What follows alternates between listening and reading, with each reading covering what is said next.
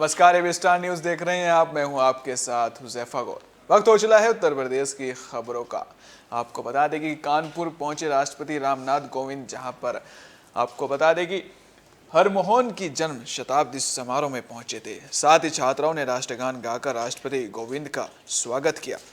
राष्ट्रपति कोविंद कानपुर में चौधरी हरमोहन सिंह यादव के जन्म शताब्दी समारोह को संबोधित किया, जहां पर उन्होंने आपको बता दें कि जन्म शताब्दी गोष्ठी मंच में कुछ अल्फाज बोले। साथ ही उनके साथ राज्यपाल आनंदीबेन पटेल, कैबिनेट मंत्री सतीश भी मौजूद रहे।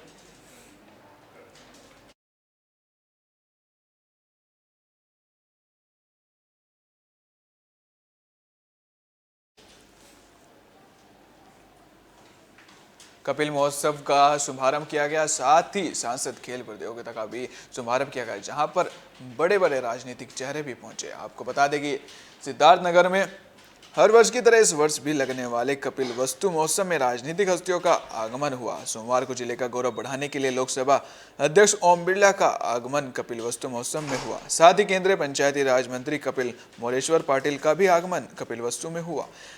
आपको बता दें कि महाकुंभ में भी शिरकत करने के लिए गए थे। साथ ही बच्चों का हौसला अफजाई भी किया। इस मौके पर उन्होंने कहा कि बुद्ध की धरती सिद्धार्थनगर में इस कार्यक्रम में आकर ऐसा लगा कि जनपद जिस तरह से आकांक्षी जिला में आने वाले दिनों में ये जनपद एक मिसाल कायम करेगा।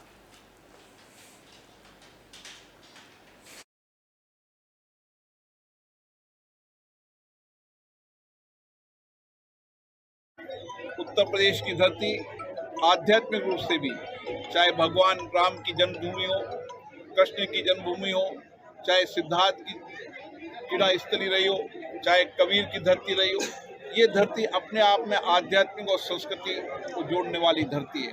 और इस महोत्सव के माध्यम से हम उत्तर प्रदेश की नहीं, भारतीय संस्कृति, हमारी पुरातत्व संस्कृति को जोड़ने का काम करेंगे।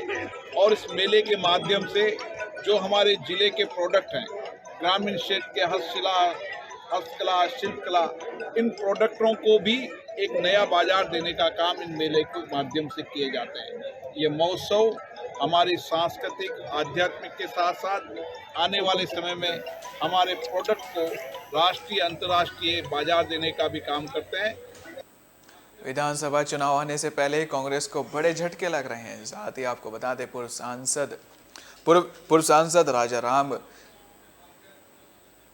सांसद राजा रामपाल सपा में शामिल हुए। खबर हो रही है से चुनावी सरगर्मियां और भी तेज हो गई हैं। 2022 के चुनाव को लेकर कांग्रेस में रहे राजा रामपाल पूर्व सांसद अब समाजवादी पार्टी में शामिल होने के बाद अखिलेश यादव की संदेश यात्रा को लेकर पहुंचे।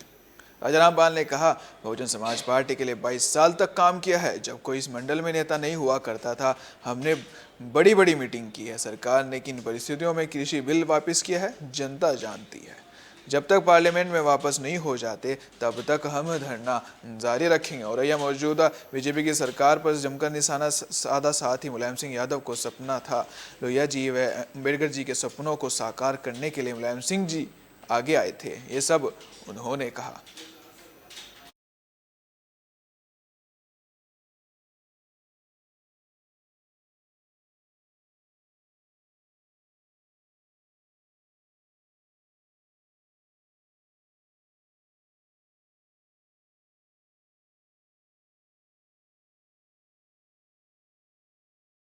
कि हमें तो लगता है इससे बड़ा दुर्भाग्य इस देश का कोई नहीं होगा कि जिस देश के प्रधानमंत्री के प्रति आम आदमी की ये धारणा हो जाए कि प्रधानमंत्री झूठ बोलता है। तीनों कृषि कानून किन हालात में, किन दबाव में, किन परिस्थितियों में लिए हैं, अब भी किसान नेता उनके वायदों को खरा नहीं मानते हैं। उन्होंने कहा जब तक पार्लियामेंट में तीनों बिल वापस नहीं हो जाते, तब तक आंदोलन चलता रहेगा। और उस आंदोलन के साथ साथ जो कुर्बानी किसानों ने दी है, 700 किसान मरे हैं, उनके लिए मुआवजे की मांग है, उनके परिवार के लोगों को नौकरियों की मांग है, एमएसपी की मांग है। वो तमाम चीज़ें जब सेट होंगी, तब भी जो घाव किसानों को, गरीबों को, आम नागरिकों को, दलितों को, पिछड़ों को भारतीय जनता पार्टी और मोदी सरकार ने दिया है, उसको हमें लगता है इस मरहम से कोई लाभ मिलने वाला नहीं है। आपके राजनीतिक जो पूरा कैरियर रहा है उसमें कई विभिन्न दलों में आप शामिल रहे हैं। आज आप समाजवादी पार्टी में हैं। क्या अंतर है अन्य दलों में और समाजवादी पार्टी में? देखो, पूरे देश में मुझे इस कांग्रेस पार्टी छोड़कर समाजवादी पार्टी में इसलिए आना पड़ा कि देश में तो मोदी सरकार से अगर कोई लड़ता दिख रहा है तो गांधी परिवार है, गांधी की कांग्रेस है। लेकिन उत्तर प्रदेश में कांग्रेस खड़ी नहीं हो पा रही थी। लिहाजा जो हमारे पास सामाजिक ताकत है, राजनीतिक ताकत है, वो जाया जा रही थी, वहाँ पार्टी खड़ी नहीं हो पा रही थी। इसलिए हमने ज़रूरी समझा कि देश के संविधान को बचाने के लिए, लोकतंत्र बचाने के लिए, आरक्षण को बचाने के लिए, दलितों, पिछड़ों और किसानों, नौजवानों को न्याय देने के लिए जो समाजवादी पार्टी संघर्ष करने का काम कर रही है, इस समय कोई अगर आशा की कोई किरण है तो उत्तर प्रदेश में समाज।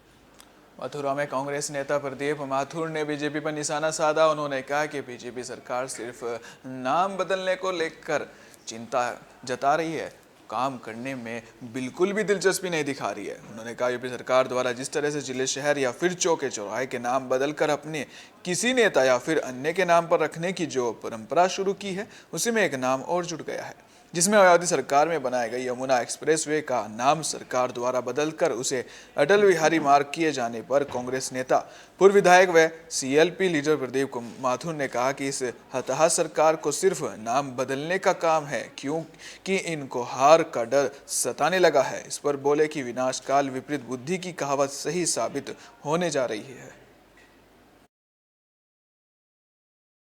यमुना एक्सप्रेसवे का नाम बदल के स्वर्गीय माननीय अटल बिहारी वाजपेयी एक्सप्रेसवे नाम रखना मेरे ख्याल से उनकी योग्यता और काबिलियत के हिसाब से ठीक नहीं है, क्योंकि अटल जी स्वयं में एक प्रतिभा थे, बहुत ही अच्छे व्यक्तित्व के मालिक थे, परंतु उनका बचपन, उनका जीवन बटेश्वर में यमुना नदी की गोद में ही बड़े हुए थे वो, और लालन पालन हुआ था। अब जिनको वो यमुना को, जिस यमुना को पूजते रहे, अब उस यमुना का नाम बदल के अटल बिहारी उनके नाम रख दिया गया, तो मैं समझता हूँ कि वो स्वयं ऊपर स्वर्ग में होंगे या जहाँ भी होंगे, अपना अपमान समझेंगे कि उनका नाम यमुना मैया से हटाकर अटल जी रख दिया गया। और ये उनके लिए कोई भावांजलि नहीं है, ये जिनको, जिस नदी को, जिस यमुना मैया को अपना मानते होंगे, उनका रिप्लेसमेंट उनके नाम से किया जाना अपने आप में खुद इंसल्टिंग है। सरकार को सोच समझ कर निर्णय लेने चाहिए। यमुना एक्सप्रेसवे शायद सरकार। लखीमपुर हिंसा हुई थी, उसमें कई किसान मारे गए थे, जिसके बाद और भी ज़्यादा आंदोलन तेज हुआ था। इसके बाद आपको बता दें कि अब खबर आ रही है कि केंद्रीय गृह मंत्री के इस्तीफे पर अड़े हुए हैं अभी भी किसान। लखीमपुर खीरी में 3 अक्टूबर को हिंसा में मारे गए 4 किसान, एक पत्रकार, 3 अन्य सहित 8 लोग के बाद हिंसा के बाद किसानों का आंदोलन तेज हुआ था। इसको लेकर कल लखनऊ में भी राकेश टिकैत ने कहा केंद्रीय गृह राज्य मंत्री की बर्खास्तगी चाहिए। वहीं कल 24 नवंबर को 2 सहकारी चीनी मिल के पेराई सत्र की शुभारंभ को केंद्रीय गृह मंत्री अजय मिश्र टेनी को करना था। इसके खिलाफ टिकैत संघ के किसानों ने जिला अधिकारी को ज्ञापन भी सौंपा। देखो, केंद्रीय गृह राज्य मंत्री के बारे में हम कुछ कहें अच्छा नहीं। अब सुप्रीम कोर्ट के जज यहाँ आ गए हैं, वो दूध का दूध और पानी का पानी कर देंगे। हमें बहुत सुप्रीम कोर्ट पे भरोसा है, जिन्होंने हम लोगों गरीबों का पहले ही साथ दे के हमको बहुत सारा न्याय दिया है, और जो आगे न्याय हमारा बाकी है वो भी दे देंगे। पत्रकार बंधुओं का भी बहुत स्वागत करते हैं जो हमारी गरीबों की आवाज़ उठाते हैं, और सुप्रीम कोर्ट का तो हम इतने तहे दिल से शुक्रगुजार हैं कि जो हम लोगों के लिए। गाजियाबाद के आवास विकास कार्यालय के अंदर धरने पर बैठे किसान, साथ ही किसानों ने अपनी मांगों को लेकर अपनी मांगे रखी, साथ ही उन्होंने धरना भी जारी रखा। आपको बता दें, गाजियाबाद कॉलोनी में आवास विकास की मंडोला विहार योजना के बाहर पिछले 5 साल से बढ़े हुए मुआवजे की मांग को लेकर धरना दे रहे किसानों ने धरना स्थल को छोड़कर आवास विकास के कार्यालय में अंदर प्रवेश कर दिया। किसानों का कहना है कि पिछले 5 साल से लगातार वे अपनी मांगों को लेकर धरना दे रहे हैं। अधिकारी लगातार उन्हें आश्वासन देते रहे हैं, लेकिन अभी तक उनकी मांगे नहीं मानी गई है। किसानों ने आवास विकास के कार्यालय के बाहर धरनास्थल से निकलकर आवास विकास कार्यालय के अंदर प्रवेश कर बैठ गए। किसानों का कहना है कि अगर मांगे नहीं मानी गई तो 2 दिसंबर को आवास विकास कार्यालय पर ताला लगा दिया जाएगा। साथ ही मौके पर भारी पुलिस बल भी तैनात किया गया है।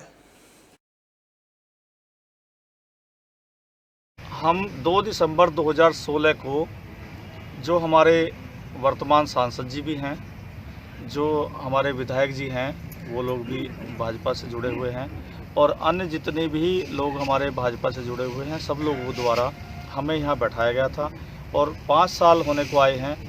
हमें भी 5 साल होने को आए हैं। अब 2 दिसंबर ही आ जाएगा 2021। तो हमारा ये है कि हम अंदर तो इसलिए आए हैं, हम पहले हम बाहर थे, फिर हम अंदर आए थे एक बार पहले 2 साल पहले।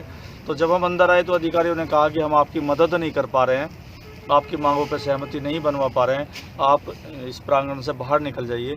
तो हम बाहर रहे, तो बाहर हम 2 साल रहे, लेकिन हमारी कोई सुनवाई नहीं हुई। हम अब फिर अंदर आए हैं और अंदर आके हमारी जो अगली योजना।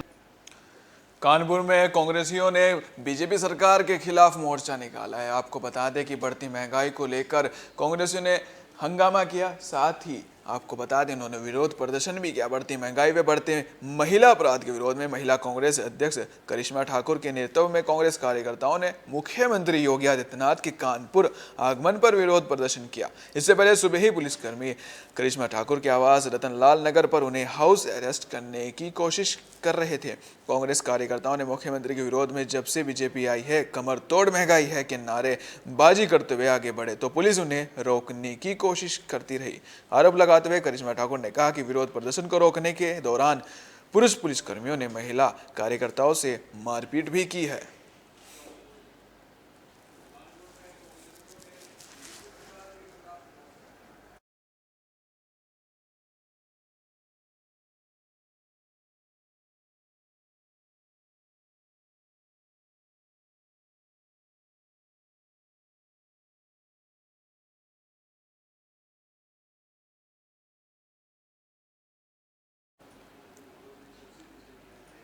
मथुरा में खाद्य विभाग की टीम ने छापेमारी की, जहां पर एक केमिकल को ताला लगा दिया गया। साथ ही आपको बता दें कि खाद्य विभाग की टीम मथुरा के राया में एसडीएम वहावन और खाद्य विभाग और नगर पंचायत राया की टीम के द्वारा ओम साई केमिकल के गोदाम पर छापा मारा। आपको बता दें कि एसडीएम वहावन के द्वारा बताया गया है कि कई दिनों से शिकायत मिल रही थी, जिसको लेकर आज ही छापेमारी की कार्रवाई की गई। एक दुकान को सील किया गया और अगर दुकान स्वामी अपने कागज दिखाता है तो उसके बाद कार्रवाई की जाएगी। फिलहाल दुकान को सील कर दिया गया है। दुकान स्वामी मौके से फरार हो गया। बाकी दुकानदारों में हड़कंप मच चुका है। अधिकारी महोदय के यहाँ से जो है एक शिकायत प्राप्त हुई थी कि यहाँ पे केमिकल का जो है गलत बिक्री और जो है कुछ गलत तरीके से जो दूध बनाया जाता है केमिकल के माध्यम से, उसका कुछ उस तरह का गंदगी बेचा जा रहा है। उसी क्रम में ज्वाइंट टीम जो है पुलिस, FSO और नगर पालिका पंचायत के साथ जो है यहाँ पर कार्रवाई की गई। कुछ निबंधित टाइप का जो केमिकल है जो लोगों ने देखा है यूरिया वगैरह जैसे, तो उसके बारे में इनको जो सील कर दिया गया। आगे इनसे जवाब तलब किया जाएगा। सोनभद्र में स्वास्थ्य विभाग की पोल खुल गई है। आपको बता दें कि मात्र 10 दिनों में 16 लोगों की मौत हो गई है। आपको बता दें मामला पूरा सोनभद्र का है। एक तरफ जहां केंद्र और उत्तर प्रदेश सरकार सफाई समेत स्वास्थ्य विभाग को बेहतर बनाने का दावा करती है, तो जिसका अब बता दें कि पोल खुल चुकी है, जिसमें मात्र 10 दिनों में कुल 16 लोगों की मौत हो चुकी है। सोनभद्र के ग्रामीण क्षेत्रों में मौत का कहर जारी है, जहां म्योरपुर ब्लॉक के मकरा समेत कई गांव में 10 दिन के भीतर 16 लोगों की मौत हो चुकी है, जिससे लोगों में हड़कंप भी मचा हुआ है। गांव में मौत को लेकर जहां स्वास्थ्य विभाग लगातार कैंप कर ग्रामीणों के ब्लड की जांच कर रहा है, तो वहीं डीएम मामले की जांच कर जिम्मेदारी तय करने की बात कह रहे हैं।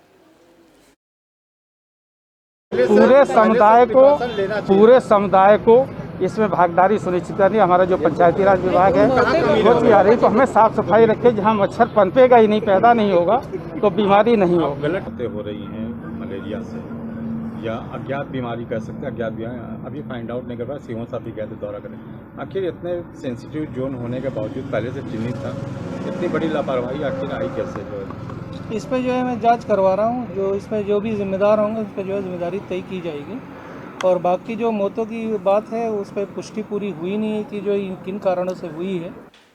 उन्नाव में बिजली विभाग के कर्मचारियों का धरना जारी है। उनकी मांग है कि हमारी जो सैलरी है वो बढ़ाई जाए। आपको बता दें कि खबर उन्नाव से है। अपनी 18 सूत्रीय मांगों को लेकर बिजली विभाग के कर्मी एक बार फिर कार्यालय में ही धरने पर बैठ गए। कर्मी अपना ग्रेड पे 2600 रुपये से बढ़ाकर 28 करने के मांगों के साथ ही अन्य मांगों भी कर रहे हैं।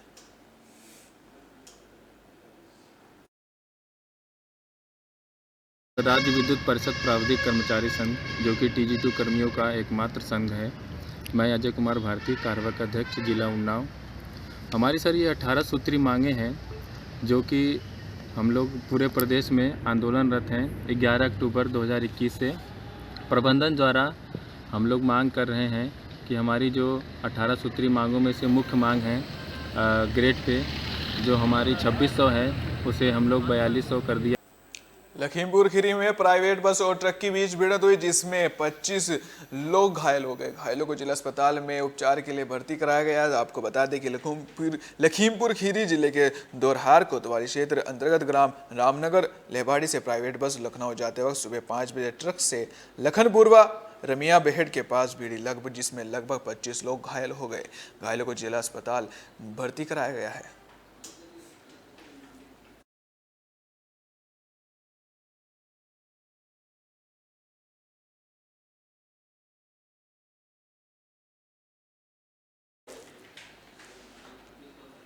खबर फिरोजाबाद की है, जहां पर आपको बता दें कि कार ने स्कूटी सवार 2 लोगों को टक्कर मार दी, जिसमें 2 लोग घायल हो गए। आपको बता दें कि डुंडला के हुसैनी ओवरब्रिज पर कार और स्कूटी की भयंकर टक्कर हुई, जिसमें भयानक हादसे में स्कूटी सवार दोनों व्यक्ति गंभीर रूप से घायल हो गए। हादसे की सूचना मिलते ही पुलिस मौके पर पहुंची, जिसके बाद पुलिस ने दोनों घायलों को उपचार के लिए जिला अस्पताल भिजवाया। दोनों घायलों व्यक्ति में एक की हालत नाजुक बताई जा रही है। आपकी जानकारी के लिए बता दें कि हादसे की कार वाले ने बैक करते समय आगरा से फिरोजाबाद जा रही स्कूटी में जोरदार टक्कर मारी।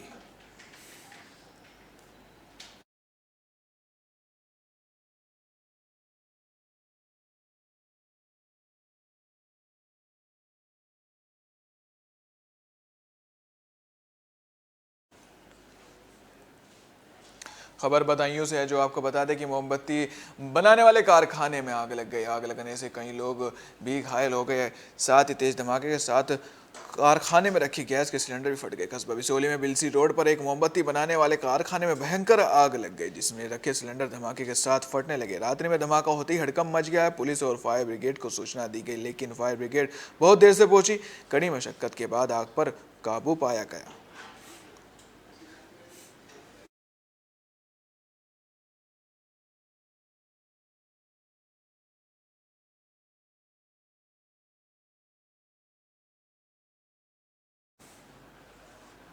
फिरोजाबाद में एक दिल दहलाने वाला मामला सामने आया, जिसमें एक युवक की बेहरे में से हत्या कर दी गई। ये मामला फिरोजाबाद का है, जहां आपको बता दें कि कारखाने में काम करने गया था युवक। फिरोजाबाद थाना दक्षिण के लालू में ईंट पत्थरों से कुचल कर बेहरे में से युवक की हत्या कर दी गई। मजदूरी करने कारखाने गया हुआ था मजदूर, जहां पर मृतक राहुल भारद्वाज के शरीर पर गंभीर चोटों के निशान भी मिले। साथ ही आपको बता दें कि पुलिस जांच में जुट गई है।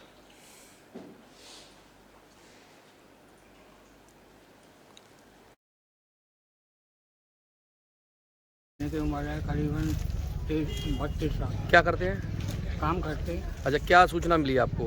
हमको सूचना मतलब 7:30 बजे मिली है, किसी ने सूचना दी है, ना मिला। तो क्या मतलब सिर को चला है, गोली मारी है क्या? ये तो पोजीशन देख लो ना आप। आपने क्या देखा? हमने तो कुछ नहीं देखा, अभी देखा। तो कैसे पीट ली? हत्या कर दी है। अच्छा, किसी पे कोई पारिवारिक शक रंजिश इस तरह की पारिवारिक तो कोई नहीं। महोबा में एक दिल दहलाने वाला हादसा सामने आया, जिसमें हादसे में एक बुजुर्ग की मौत हो गई। आपको बता दें कि बेकाबू होकर कार डिवाइडर से टकराई, साथ ही जिसकी वजह से इस हादसे में एक बुजुर्ग की मौत हो गई। उत्तर प्रदेश के महोबा जिले में विवाह समारोह से वापस लौट रहे क्रूजर कार तेज रफ्तार के चलते बेकाबू होकर डिवाइडर से टकरा गई। हादसे में एक बुजुर्ग की दर्दनाक मौत हो गई, जबकि महिलाओं सहित दर्जन भर से ज्यादा लोग गंभीर रूप से घायल हो गए। सभी घायलों को आनन फानन में 108 एम्बुलेंस की मदद से उपचार के लिए जिला अस्पताल में भर्ती कराया है। और बीच डिवाइडर में वो गाड़ी लग रही है, जिसमें काफ़ी गंभीर चोटें आई हैं और एक की दुर्घटना मृत्यु भी हो गई है और बाकी लोगों का इलाज। ये घटना हुई कुलपाड़ के पास ही, ये ओरछा से आ रहे थे, शादी से वापस जा रहे थे चरखारी। रास्ते में कुलपाड़ पड़ता है, कुलपाड़ में डिवाइडर के पास गाड़ी ऐसी टकराई जो बीच से फट गई है। उसमें 16 लोग घायल हुए हैं, इनके कई लोगों को फ्रैक्चर हुए हैं, बच्चे हैं और पुरुष हैं, तो ऐसे सीरियस हैं। इनको सबको जिला अस्पताल लेके भर्ती किया। जो आनंद फान से हमारी 108 एम्बुलेंस है, 6 गाड़ियों ने इनको जिला अस्पताल मोबाइल। मेले में एक दर्दनाक हादसा हुआ जिसमें एक मात्र 12 साल की बच्ची के दोनों पैर कट गए। आपको बता दें कि मेले में भी बच्चों की ट्रेन खतरे से खाली नहीं है। आपको बता दें अजीतमल कस्बे के मोहल्ला आर्यनगर निवासी एक सब्जी विक्रेता के मात्र 12 वर्ष के बच्चे के पैर ट्रेन वाले झूले से कट गए। आनंद फानन में उसे CSC अजीतमल लाया गया, जहां उसे सैफई रेफर कर दिया गया है।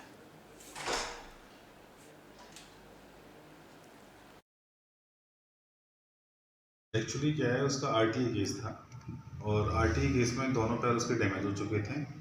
डैमेज होने के बाद में उसकी कंडीशन बहुत ज़्यादा ख़राब थी, पूरी मसल्स ख़राब हो चुकी थी, पूरी वेन ख़राब हो चुकी थी, कोई सेंसेशन नहीं था, कोई कॉन्शियस सेंसेशन नहीं था, पूरा अनकॉन्शियस वाली कंडीशन थी, कोई सेंसरी काम नहीं कर रहा था, कोई मोटर नर्व काम नहीं कर रही थी। दैन उसके बाद में उसको पहले रिपेयर करा गया, उसका पूरी क्लीनिंग करी गई। जब पता चला कि उसकी मोटर और सेंसरी नर्व दोनों डैमेज हैं, तो उसको फिर ऑर्थो ट्रीटमेंट उसको रेफ़र किया गया। जितना कंजर्वेटिव ट्रीटमेंट हम यहाँ दे सकते थे। मथुरा में युवक का शव मिलने से खलबली मच गई है। आपको बता दें कि पुलिस ने शव को अपने कब्जे में लेकर पोस्टमार्टम के लिए भेज दिया है। जनपद मथुरा के थाना सदर बाजार क्षेत्र के गांव औरंगाबाद स्थित जवाहर बाग में 30 साल के युवक का शव मिलने से क्षेत्र में खलबली मच गई। मौके पर पहुंची पुलिस ने शव पोस्टमार्टम के लिए भेजा। शव की पहचान लाखन सिंह पिता किशन चौधरी नैनापुरम औरंगाबाद से की हुई। वहीं मृतक के भाई ने बताया कि लाखन कल घर से 5 बजे से गायब था। जब रात में वह घर नहीं पहुंचा तो परिजनों ने तलाश की, लेकिन कोई भी सूचना नहीं मिली। आज सुबह लोगों द्वारा जानकारी हुई तो जवाहर बाग के बगीचे में एक शव पड़ा हुआ मिला।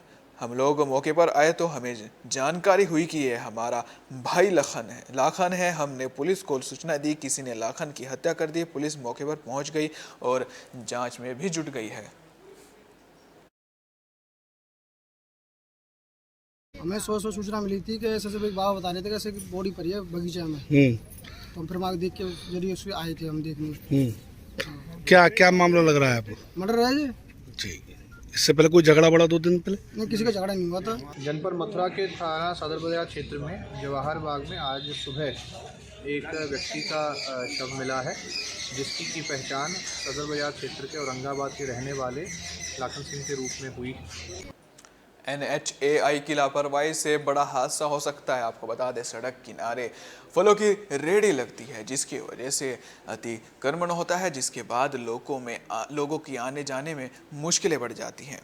आपको बता दें कि हादसे का इन फल मंडियों को एक बार फिर से न जाने कितने जानों के साथ खिलवाड़ करने की छूट दे दी गई। NHAI के अधिकारियों ने फिर से कान में रुई की बत्ती बनाकर कान में ठूस ली है। इन्हें सिर्फ वसूली से मतलब है। हालांकि बात करने पर NHAI कोऑर्डिनेटर गुंडन सिंह ने बताया कि वो एरिया PIO कानपुर में आता है, लेकिन लखनऊ में नहीं आता है। आपको तर्क सही हो सकता है, पर आपको बता दें कि उन्होंने कहा है कि मौत की सवारी सरहद का फासला देख पाती है।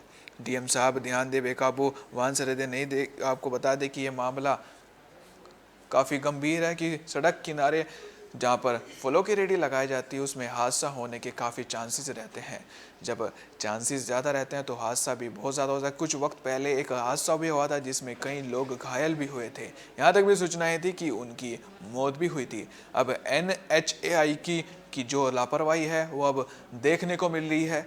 अब देखना ये होगा कि NHAI इसको कब संज्ञान में लेता है और कब कार्रवाई करता है।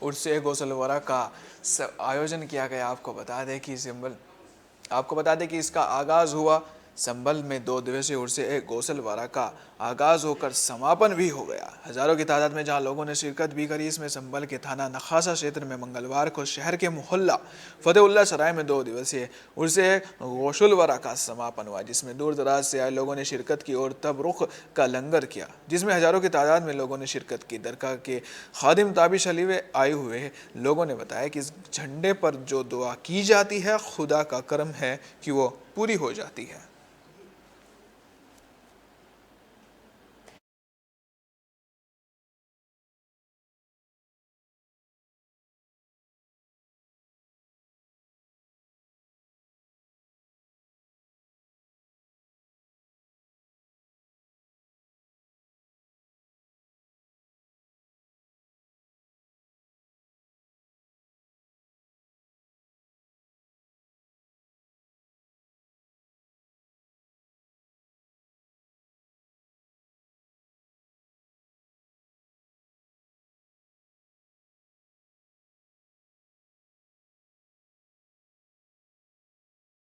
इसमें हमारे बुजुर्ग जो है यहाँ से बगड़ा शहीद झंडा शहीद लेकर आए थे, उधर गोश्त आता था उनका बहुत और को मिला था हम लोगों को। ये जब से यहाँ पर ये झंडा शहीद है, लगभग हम 2 साल से इसको मनाते आ रहे हैं।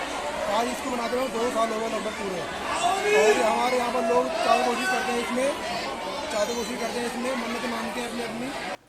सिद्धार्थनगर में वैक्सीनेशन को लेकर एक अजीबोगरीब मामला सामने आया है कि आपको बता दें कि एक व्यक्ति की 4 महीने पहले मौत हो चुकी थी, लेकिन अब उसको दूसरी वैक्सीन की डोज लगी है। देश में एक और जहां युद्ध स्तर पर रिकॉर्ड वैक्सीनेशन के दावे किए जा रहे हैं, तो वहीं इन दावों की पोल स्वास्थ्य महकमे के सिस्टम खोल रही है। वैक्सीनेशन से जुड़ी अजीबोगरीब खबर प्रदेश के स्वास्थ्य मंत्री के गृह जनपद सिद्धार्थनगर के सामने आई है, जहां 4 माह पूर्व जून में मर चुके व्यक्ति को दूसरा डोज लगा दिया। लोटन सीएससी के अंतर्गत इस तरह के 2 मामले सामने आए हैं, जिससे प्रमाणित हो रहा है कि टीकाकरण की फंडिंग में कुछ गड़बड़ है। लोटन क्षेत्र में एक व्यक्ति के मोबाइल फोन में आए संदेश में एक जैसे वृद्ध को वैक्सीन की दूसरी डोज लगाने का जिक्र है, जो स्वर्ग सुधार चुका है। इसी क्षेत्र में एक और व्यक्ति परेशान है कि उन्होंने कोरोना रोधी वैक्सीन की दूसरी डोज नहीं लगवाई है, लेकिन उनके मोबाइल फोन पर उसके दूसरी डोज के वैक्सीनेशन का संदेश आ गया है। परिजन परेशान है कि 4 महीने पहले उनके मृतक नाना जी का टीकाकरण कैसे हो सकता है। हमारे नाना हैं जिनको कोरोना की पहली डोज 4 अप्रैल को दी गई और उनकी मृत्यु करीब 1 महीने बाद जून में हो जाती है, 10 जून को। और फिर उनके मृत्यु के बाद मैं चकित रह गया कि जब हमारे मोबाइल पे मैसेज आता कि इनको कोविड की जो है दूसरी डोज भी दे दी गई। कब मैसेज आया आपके पास? 16 नवंबर को। हमारे पति को बड़े भाई थे, उन अप्रैल में उनकी मृत्यु हो गई। उनके मरने के बाद ही उनको 4 महीने के बाद दूसरा वैक्सीन लगाया गया। हाँ, ये मेरे संज्ञान में आया और इस पर मैं इंक्वायरी आदेश कर दिया हूँ और जो भी इसमें दोषी। वैक्सीनेशन को लेकर आपने जो खबर सुनी है, यह काफ़ी ही अजीबोगरीब है। आपको बता दें कि इस पर सवाल भी काफ़ी खड़े होते हैं। एक तरफ तो सरकार का दावा है कि उनकी जो व्यवस्था है वो काफ़ी दुरुस्त है, लेकिन जब ऐसे मामले सामने आते हैं तो आप खुद देखते हैं कि कितनी व्यवस्था दुरुस्त है। फिलहाल देखना यह होगा कि इस वैक्सीनेशन चल रहा है, इसको लेकर आगे क्या कार्रवाई होती है, क्या कुछ देखने को मिलता है। क्या जिनको वैक्सीनेशन की सिर्फ मात्र एक डोज लगी है, उसके बाद भी क्या उनके पास ऐसे मैसेज आएंगे कि दूसरी डोज भी लग चुकी है, हालांकि उन्होंने लगवाई ना हो। अब देखना बहुत कुछ है और सवाल भी बहुत कुछ खड़े होते हैं। अब देखना तो ये भी होगा कि सरकार इस पर क्या कार्रवाई करती है और क्या कुछ करने को तैयार है। फिलहाल उत्तर प्रदेश की खबरों में इतना ही। देखते रहिए विस्तार न्यूज़। दीजिए इजाज़त, क्योंकि विस्तार न्यूज़ में कभी भी खबरों का सिलसिला ख़त्म नहीं होता। नमस्कार।